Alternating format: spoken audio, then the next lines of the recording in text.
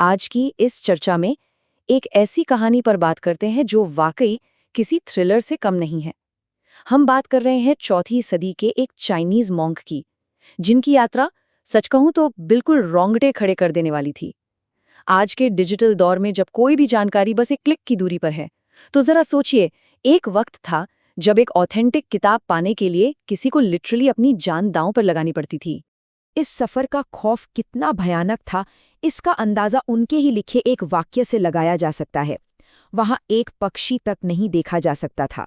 सन्नाटा, एकदम मौत जैसा सन्नाटा। जब वो उन कठोर रेगिस्तानों से गुजर रहे थे तो भुखमरी और हाड़ कंपाने वाली ठंड रोज का सामना थी। ये बस एक जर्नी नहीं बल्कि नेचर के सबसे क्रूर रूप के खिलाफ एक सर्वाइवल की लड़ाई थी। खैर, अब इस इम्पॉसिबल मिशन के बैकग्राउंड पर आते हैं। आखिर 399 सीई में फाहियान नाम के इस व्यक्ति को अपना सब कुछ पीछे छोड़ने पर मजबूर किसने किया? वजह बिल्कुल साफ थी।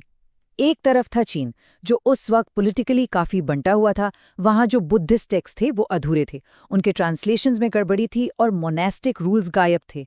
और दूसरी तरफ भारत, बुद्धिज्म की जन्मभूमि, एक ऐसी जगह जहां एकदम ऑथेंटिक टेक्स्ट और पवित्र स्थान मौजूद थे। ज्ञान की यही प्यास उन्हें भारत खींच लाई। अगला पड़ाव देखते हैं, सिल्क रूट के खतरे। जरा इमेजिन कीजिए, बिना किसी मॉडर्न मैप या मेडिकल फैसिलिटीज के इस प्राचीन दुनिया को पार करना। चट्टान, तूफान और लुटेरे सब एक साथ। इस टाइमलाइन से पिक्चर और क्लियर होती है। 399 सीई में चीन से निकलने के बाद हफ्तों तक गोबी डेजर्ट और खोतान जैसे बुद्धिस्ट सेंटर्स को पार किया। लेकिन कहानी यहाँ खत्म नहीं होती।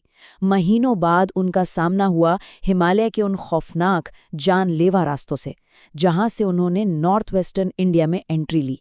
सच में एक कमाल का डेडिकेशन था।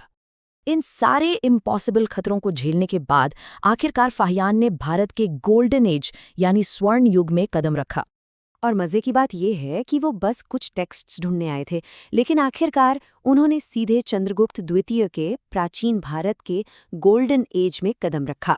ये एक ऐसा वक्त था जब इकोनॉमी आसमान छू रही थी और हर तरफ व्यापार, विज्ञान और कल्चर का अनप्रेसिडेंटेड विकास हो रहा था। अगर फाहियान के ऑब्जर्वेशंस पर गौर करें तो सच में हैरानी होती है। उन्होंने बताया कि कानून इतने माइल्ड थे कि लोग बिना किसी डर के खुशी खुशी उन्हें मानते थे। शहर वेल्थ से भरे थे, खाना भरपूर था, और सबसे कमाल की बात, सोशल वेलफेयर। वहाँ ऐसे चैरिटेबल हॉस्पिटल थे जो गरीबों और ज़रूरतमंदों का बिल्कुल मुफ्त इलाज करते थे। उस जमाने में फ्री हेल्थ केयर, सोचिए। वैसे एक न्यूट्रल ऑब्जर्वर होने के नाते उन्होंने सोसाइटी के हर पहलू को बिना किसी मिलावट के रिकॉर्ड किया। उन्होंने चांडाल जैसे सोशली एक्सक्लूडेड ग्रुप्स का भी जिक्र किया है। ये डिटेल्स उस वक्त के समाज में छुआछूत और कास्ट सिस्टम का एक डायरेक्ट हिस्टोरिकल एविडेंस बन जाती है। पाटलिपुत्र जैसे महान शहर में अपने लंबे स्टे के दौरान उन्होंने वो असली थका देने वाली मेहनत की। बिल्कुल स्क्रैच से संस्कृत सीखी, पवित्र पांडुलिपियों की बारीकी से नकल की और सम्राट अशोक के मॉन्यूमेंट्स के प्राचीन अवशेष देखकर वो पूरी तरह दंग रह गए। उनकी ये सारी मेहनत उनकी मशहूर किताब फोगुजी यानी रिकॉर्ड ऑफ बुद्धिस्ट किंगडम्स में जमा हुई। ये ट्रैवल डायरी आज भी प्राचीन भारत की ज्योग्राफी, कल्चर और रिलीजन को समझने के लिए एक इनवैल्यूएबल गोल्ड माइन बनी हुई है। लेकिन हाँ, एक हिस्टोरियन के पॉइंट ऑफ व्यू से इसकी कुछ लिमिटेशंस भी हैं। हम ये नहीं भूल सकते कि वो एक रिलीजियस मॉन्क थे, तो उनका नज़रिया बुद्धिज़्म की तरफ बायस रखता था। उन्होंने बहुत सारी पॉलिटिकल डिटेल्स को इग्नोर किया, कुछ लोकल कस्टम्स को गलत समझ लिया और उनकी यात्रा प्रीडोमिनेंटली नॉर्थ इंडिया तक ही सीमित थी। चलिए अब बढ़ते हैं the deadly voyage home. The deadly voyage home, उनकी जानलेवा वापसी की यात्रा की तरफ। अपने बेशकीमती कार्गो को सेफली लेने के बाद वापसी का सफ़र भी एक अलग ही लेवल का नाइटमेयर था। ताम्रलिप्ति पोर्ट से निकलकर 2 साल श्रीलंका में रुककर उनका सामना हिंद महासागर के भयानक तूफानों से हुआ।